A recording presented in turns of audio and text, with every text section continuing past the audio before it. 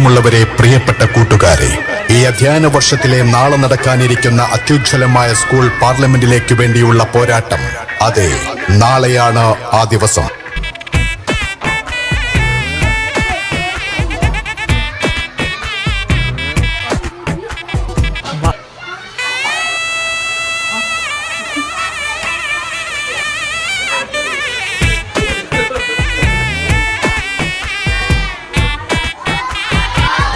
വാളെടുക്കണം, വലവിരിക്കണം, വേണ്ടിടത്ത് വേണ്ട പോലെ വാൾമടക്കണം, ദേഷ്യം കെട്ടണം, നാണം മാറ്റണം, വേണ്ടി വന്നാൽ വായ പൊത്തി ഇലയെടുക്കണം, ആളൊരു കാണുമ്പോൾ നേരെ നിൽക്കണം, മേലോരെ കാല് തൊട്ട് തലയിൽ വെക്കണം.